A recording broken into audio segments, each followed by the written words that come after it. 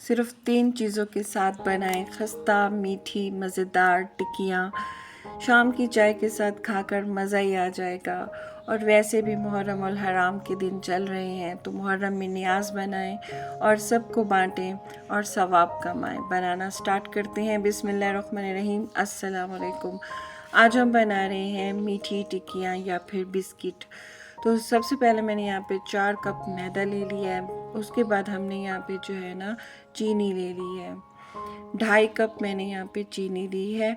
तो आपने चीनी को पीस लेना है, ग्राइंडर मिक्सर में डाल कर ना, फिर आपने पीस लेना है। उसके बाद यहाँ पे मैंने 5 छोटी इलायची लेके ना उनको कूट लिया था, और ये जो छिलके है ना ये मैं निकाल लूँगी। और सिर्फ जो है ना ये इलायची के जो दाने हैं ना वो उसको मतलब मैं उसमें डाल दूँगी।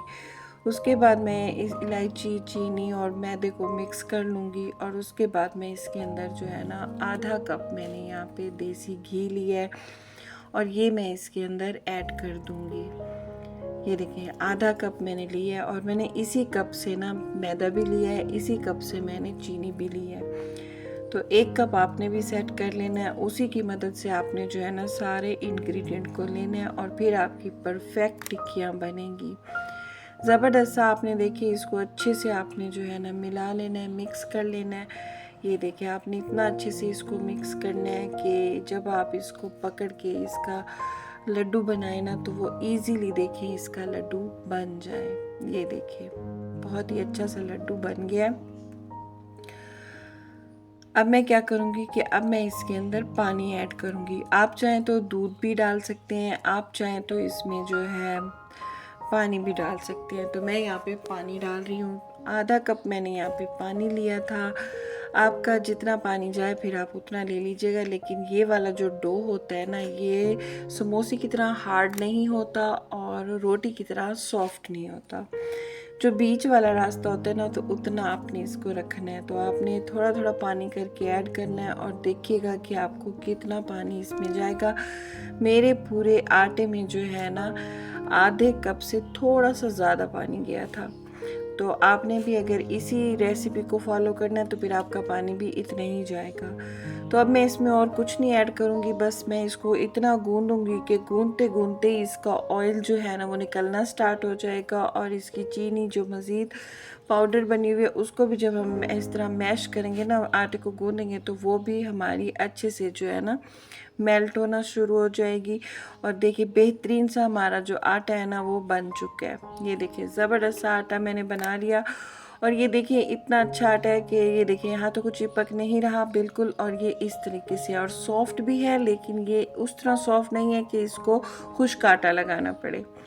तो इस तरीके से आपने आटा बनाना है। 5 मिनट का रेस्ट देंगे। 5 मिनट के बाद जो है ना हम इसके पोर्शन डिवाइड कर लेंगे कि जितना आपको मतलब चाहिए बेलने के लिए उतना आप ले लीजिए, बाकी आपने रख देना है।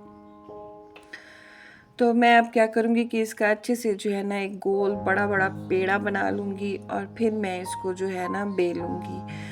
आपने इसको अगर पतला रखना है तो आपकी मर्ज़ी, लेकिन मैं यहाँ पे इसको ज़्यादा पतला नहीं बनाऊँगी, मैं थोड़े से मोटे मोटे बनाऊँगी। क्योंकि जब बहुत पतले जो होते हैं ना वो स्टार्ट में तो सॉफ्ट रह होते हैं, लेकिन जैसे जैसे हवा लगती है तो वो थोड़े से ना अक्कड़ से जाते हैं।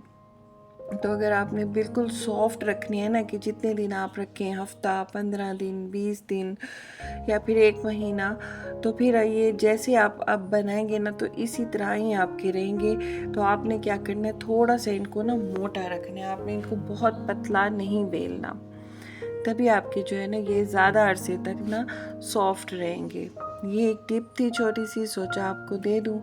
तो देखिए एक कटर ले लिया है खूबसूरत सा। आप चाहें तो राउंड शेप में भी बना सकते हैं, ओवल में भी बना सकते हैं, हार्ट शेप में भी बना सकते हैं, जिस तरह चाहे बना लीजिए। लेकिन मेरा दिल कर रहा था मैं आज फ्लावर बनाऊं, तो मैंने यहाँ पे प्यारे प्यारे फ्लावर बनाए हैं। ये देखिए सारा एक्स्ट्रा आटा जो है हम दोबारा से बेल के तैयार करेंगे, और मैं ये आपको दिखा रही हूँ कि कितनी खूबसूरत सी हमारी जो मीठी टिक्कियाँ हैं ना वो बन चुकी हैं। ये देखिए इसी तरीके से मैंने सारा का सारा आटा बेल लेना है।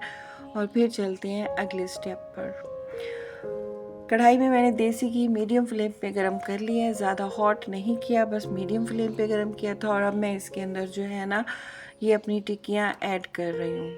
ये देखिए, फ़िलहाल मैं इसमें कम टिक्कियाँ डालूँगी ताकि मुझे पता चले कि ये टूटती हैं, बिखरती हैं या फिर ईज़िली पक जाती हैं, क्योंकि एक साथ आपने स्टार्ट में ना ज़्यादा नहीं ऐड करना, क्योंकि चेक करना होता है कि हमारा आटा परफेक्ट बना भी है या नहीं। तो देखिए, आपने इसको ना 5 से 6 मिनट तक बिल्कुल टच नहीं करना। जब ये खुद तैर के ऊपर आ जाएंगी ना, फिर आपने इनको आराम से जो है ना पलट लेना है। ये बहुत सॉफ्ट होती हैं क्योंकि इसके अंदर बहुत ज़्यादा घी वगैरह डाला होता है, तो इनके बिखरने का ना ख़तरा होता है। ज़्यादा चम्मच भी नहीं मारेंगे जब तक कि ये थोड़ी हार्ड नहीं हो जाती। तो देखिए, अब ये हार्ड हो चुकी हैं तकरीबन 10 मिनट के बाद, और आपने इनको घुमा घुमा के अच्छे से जो है ना पका लेना है। और देखिए, बेहतरीन सा हमारा जो है ना ये बिस्किट, ये टिक्की तैयार हो चुकी है। फाइनल रिज़ल्ट की तरफ चलते हैं। बेहतरीन सा देखिए हमारी मीठी टिक्कियाँ बन चुकी हैं, बहुत ही खूबसूरत, बहुत ही प्यारी। और ये देखिए, मैं अब आपको तोड़ के दिखाऊंगी। ये देखिए, इतनी मोटी मैंने रखी है और ये बहुत मज़ेदार है, बहुत खुशबू वाली, बहुत ही लजीज किस्म की हमारी ये मीठी टिक्की बनी है।